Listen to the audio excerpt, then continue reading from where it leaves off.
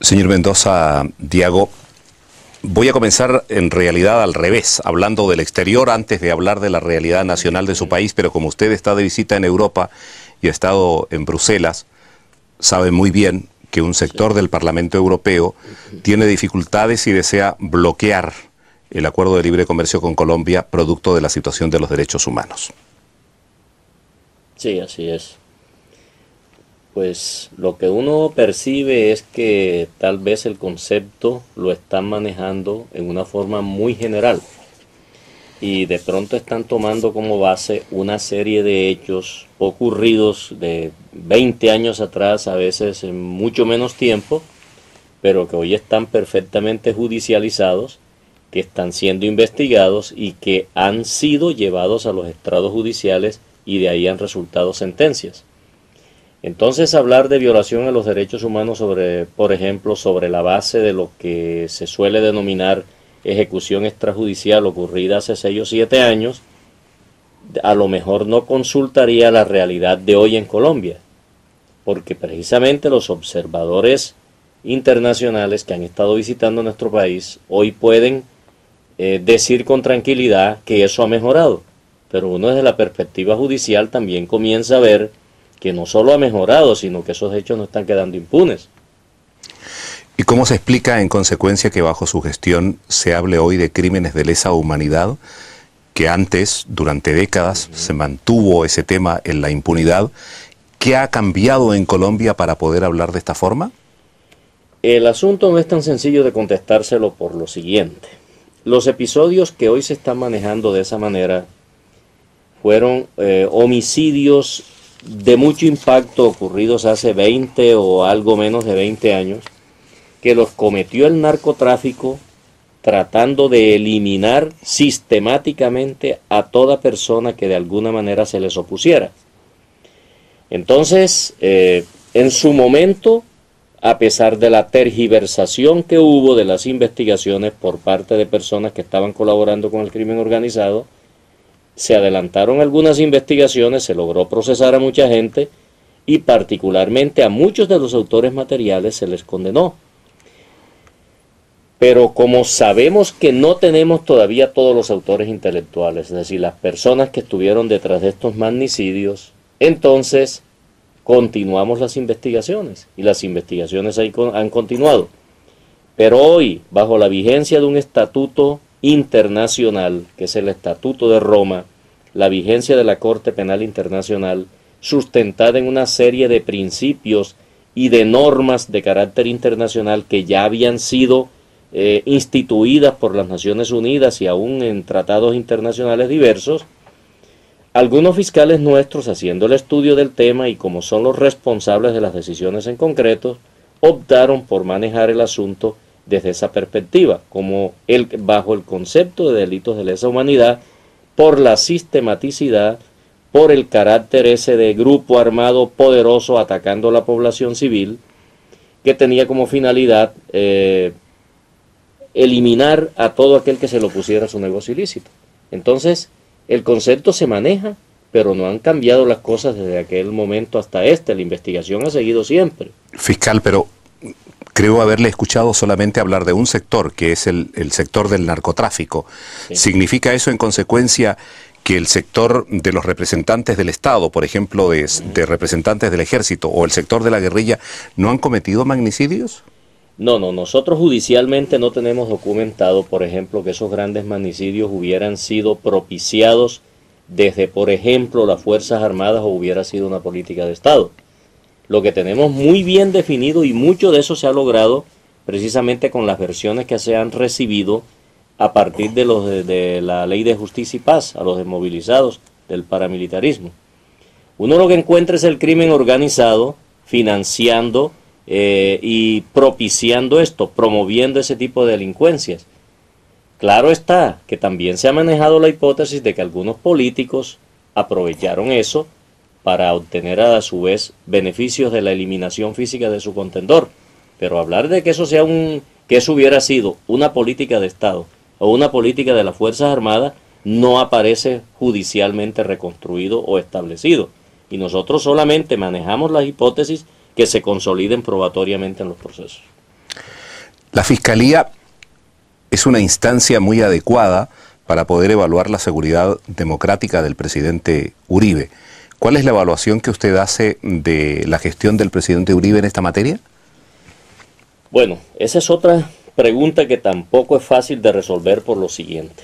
Claro que el termómetro preciso para medir la temperatura de cuán elevada esté o cuánto haya bajado en este enfrentamiento con las organizaciones criminales puede ser la Fiscalía, o mejor, el sistema judicial, Fiscalía y jueces.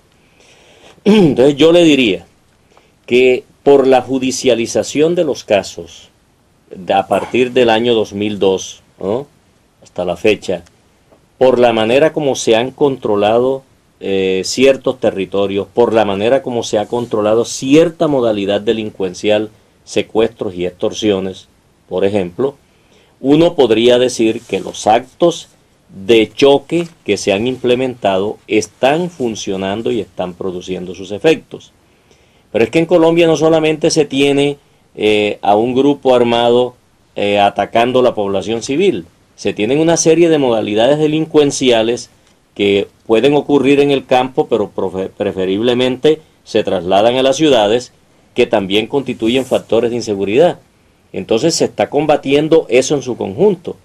Claro está que si usted tiene un grupo armado con fusiles AK-47 o con fusiles de alto poder en general, las Fuerzas Armadas irán a combatir con los mismos medios. Y nosotros entramos en el asunto cuando ya el combate haya cesado y cuando ya vayamos a judicializar episodios. Para justamente explicar lo complejo que es la situación, efectivamente no son pocos los sectores en Colombia que dicen, si hablamos de secuestros, si hablamos de homicidios, las cifras están hablando claramente de una disminución. Sin embargo, la otra cara de la medalla es que en una ciudad como Medellín, el año 2009, 2.000 asesinatos. ¿Cómo se explica ese fenómeno? Sí, es que uno tiene que estudiar eso desde una perspectiva criminológica primero que nada. Es decir, ¿cuál es la génesis de la delincuencia? ¿A qué se debe eso? Que hemos observado no solo en Medellín, sino también en Barranquilla, en Cartagena, en Montería, en varias ciudades, que hemos observado que se están enfrentando bandas. Usted les oye unos nombres curiosos, los paisas, los rastrojos, los águilas negras, etcétera. Se están enfrentando entre sí para tener el control de las zonas de narcotráfico.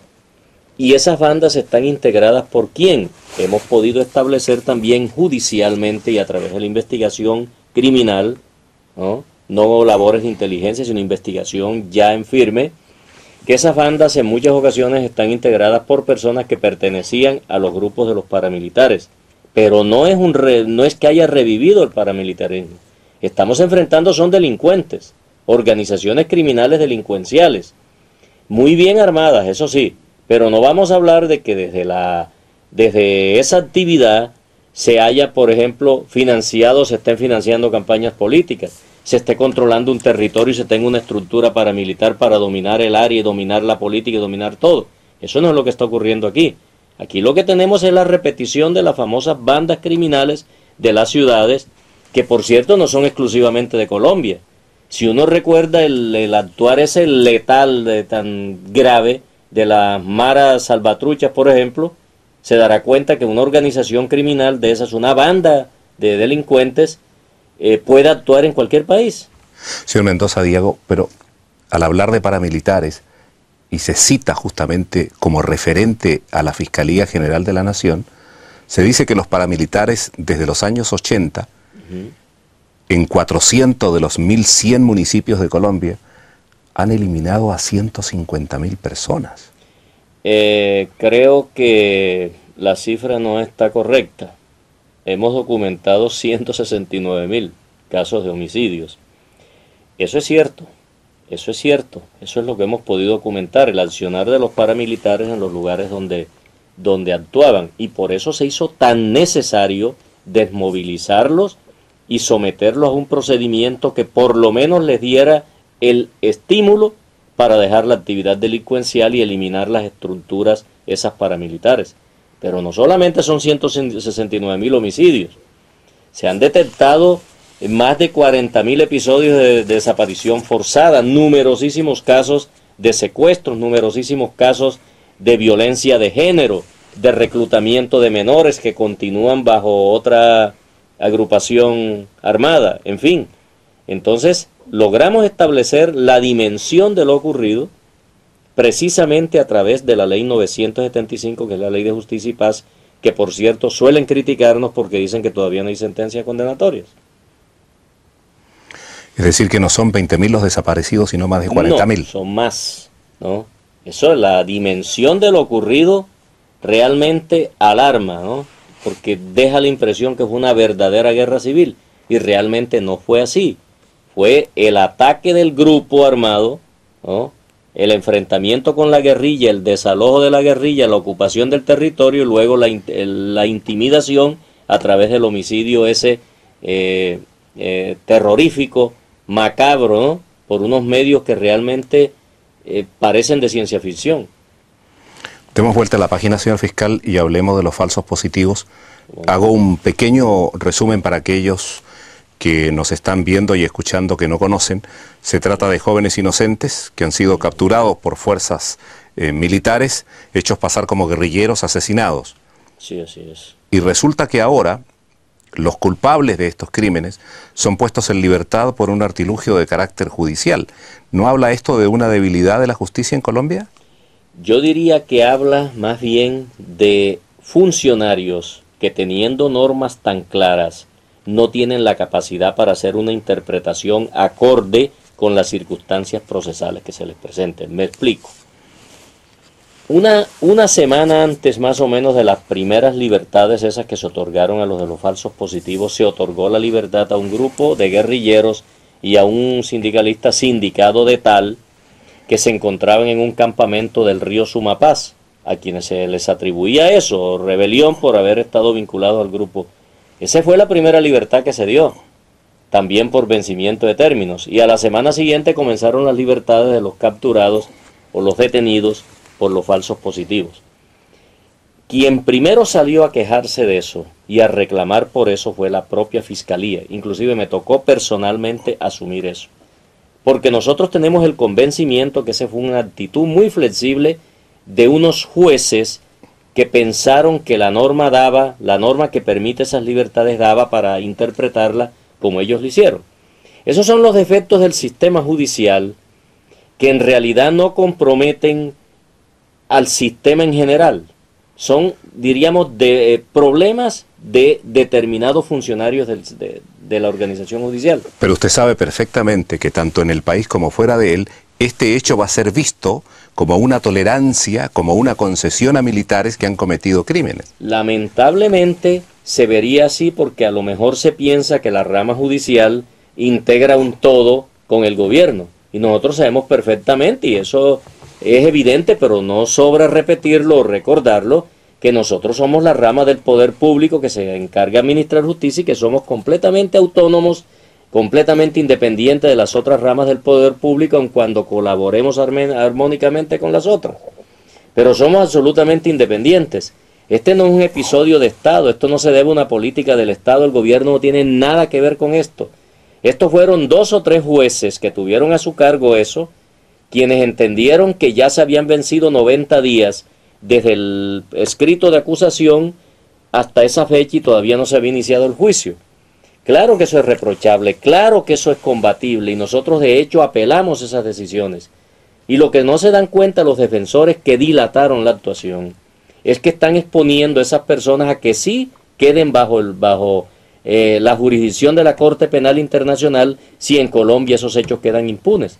Efectivamente, usted sabe que este podría ser uno de los casos que iría a la Corte Penal Internacional. Podría perfectamente ser uno de los casos porque si eso no continúa, si la investigación se debilita, si no hay decisiones de fondo, si la investigación es pobre y el juicio es amañado, por supuesto que va a darse el presupuesto necesario para que intervenga la Corte Penal Internacional porque esos son delitos de lesa humanidad.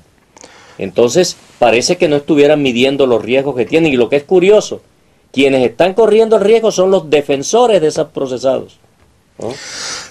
Señor Guillermo Mendoza, fiscal general de la Nación de Colombia, usted sabe que en el afán de buscar soluciones para combatir el delito surgen muchas ideas. Una de las más recientes es la del presidente Uribe de sugerir que podrían crearse redes de informantes de jóvenes infiltrados en las comunas para combatir el delito. ¿Qué piensa usted de una iniciativa de esta naturaleza? Bueno, lo que pasa es que no debemos entender que con eso se está institucionalizando, diríamos, la delación por fuera de las estructuras mismas. Es decir, ese es un aliciente que se le está dando a los miembros de la organización criminal para que delaten a sus compañeros, ¿no? Para que expliquen cómo funcionan, quiénes son los cabecillas, etcétera. Pero eso no es invento del presidente Uribe, es un procedimiento universal en todas las policías cuando se va a adelantar una investigación criminal. No, pero a lo mejor no me he expresado bien. No, yo hablo de la sugerencia del presidente de pedirle a jóvenes que se infiltren para poder sacar información en las comunas. Pero es que no son jóvenes de los colegios ni de aquí ni de allá, son jóvenes vinculados a las organizaciones criminales. Es un aliciente decirle, desmovilícese, muévese, nosotros le damos una recompensa, pero deme la información de su organización. Porque otra figura que existe universalmente en todas las policías, que es la del agente infiltrado, no se trabaja con particulares, esa se trabaja con miembros de la propia policía judicial. Y eso se hace todos los días, sobre todo para infiltrar organizaciones criminales dedicadas al narcotráfico. Entonces pienso que de pronto no se ha entendido muy bien la propuesta. La propuesta está encaminada a exhortar a los muchachos, es que son muchachos los que integran esas bandas. Pero delincuentes. Los delincuentes, que sean ellos los que encuentren un aliciente en esa delación, se pueden beneficiar del principio de oportunidad y podrían hasta recibir beneficios diferentes al mero beneficio judicial. Entonces no se está inventando nada, ni él ha descubierto el agua tibia, no. Él está reconociendo una cosa que ocurre en todas las policías del mundo: la infiltración de las bandas criminales o la delación a través de personas de las policías judiciales o de sus propios miembros para que delaten a los compañeros que están en esa actividad. Decía usted con razón en algún momento de esta conversación con Radio Nederland que estamos hablando de poderes distintos cuando hablamos del Ejecutivo y del Poder Judicial. Pero usted sabe también que en Colombia se le llama choque de trenes a las relaciones entre el Ejecutivo y la Corte Suprema, que no han sido precisamente muy felices aquí y allá. ¿De qué manera han afectado a la democracia del país, a la institucionalidad del país, estos choques de trenes? No, bueno, a ver, es que esa metáfora, esa expresión metafórica se ha venido utilizando ordinariamente para expresar los enfrentamientos y las controversias jurídicas que se han dado entre las diferentes cortes. Así es. No propiamente para definir o para representar la controversia que se ha presentado entre la Corte Suprema de Justicia y el señor presidente. Esa controversia última a la que me he referido tiene que ver más que nada con unos criterios alrededor de la elección del fiscal, con algunos criterios alrededor de ciertas investigaciones, en fin.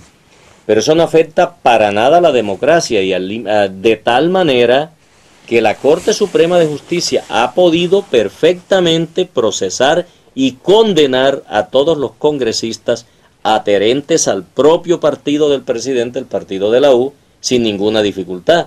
Allá no se ha ido a meter la tropa a decirle no sentencia, allá no ha habido actos violentos, pero sí se sabe que desde autoridades del Estado, por ejemplo desde el Departamento Administrativo de Seguridad, hubo seguimientos, hubo interceptaciones ilegales y hubo una serie de comportamientos que son de suyo delictuales y que condujeron a que antier se dictara una acusación y se llamara a juicio a varios de esos funcionarios que intervinieron en eso.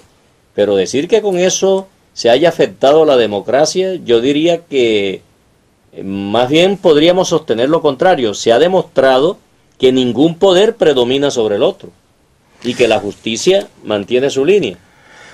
Ha nombrado usted hace un par de segundos atrás al DAS. Ajá. ¿No es partidario usted de suprimir al DAS y crear otra institución? Bueno, como están las cosas y habida cuenta tanto conflicto relacionado con sus actividades, con sus funciones, uno pudiera decir que sí, que es necesario definitivamente ensayar otra oficina. Pero ensayar la eliminación del DAS no significaría que las funciones que tenían allí vayan a desaparecer porque el Estado las necesita. Todo Estado universalmente organizado, todo Estado universalmente concebido como tal, tiene una red de inteligencia, tiene un grupo de policía judicial necesario para impulsar o adelantar las investigaciones judiciales. Lo que se necesita sí es organizarlo y entender que eso no es para cometer delitos, que eso no es para estar vigilando al ciudadano a la manera de lo que pudo haber ocurrido en las dictaduras nefastas de mitad del siglo pasado. El ciudadano tiene sus derechos, etcétera. Pero, como le digo, sí, eso puede ser muy útil que se elimine, pero por favor, que sus funciones, ¿no?, se asignen a otras entidades como parece ser que va a ocurrir. Señor fiscal, y con esto yo voy a concluir. Hemos hablado hasta ahora de cosas muy concretas, precisas, que han sucedido, de hechos duros y no de especulaciones. No es mi propósito, en la última pregunta, cambiar el giro de la conversación, sí, pero usted sabe que nos estamos acercando a un proceso electoral que puede tener visos positivos, menos positivos, es decir, que la valoración que se haga de lo que va a suceder en Colombia puede tener una influencia significativa para el futuro de la democracia del país, ¿no le parece? Sí, es muy importante. Primero que nada, pues porque son las primeras elecciones que se realizan por fuera de, diríamos, o que se realizan sin que haya existido la influencia violenta y nefasta de las estructuras paramilitares. Y estamos precisamente desde la Fiscalía y desde la Policía Nacional, inclusive de las Fuerzas Armadas en general, evaluando lo que ocurre en las regiones para evitar que el dinero del narcotráfico vuelva a infiltrar las campañas, porque ya hay comentarios serios de que eso puede ocurrir. Entonces estamos en eso, pero es que eso es una cosa completamente diferente a lo que ocurrió en el 2002 y aún en el 2006, que las estructuras paramilitares impusieron los candidatos. Entonces hoy estamos en eso. Lo otro sí, las nuevas concepciones políticas que se van a manejar, en realidad se salen del contexto de mi especialidad, que es la cuestión judicial y penal, tiene carácter político y serán los ciudadanos los que decidirán si deben o no decidir en tal o cual sentido. Hemos tenido el gusto grande de recibir aquí en los estudios centrales de Radio Nederland al fiscal general de la Nación de Colombia, el señor Guillermo Mendoza. Señor fiscal, muchísimas gracias por su presencia. Gracias a usted y un saludo especial a todos sus oyentes. Para mí es un honor verdadero estar aquí con usted y haber sido invitado por usted a participar en su programa.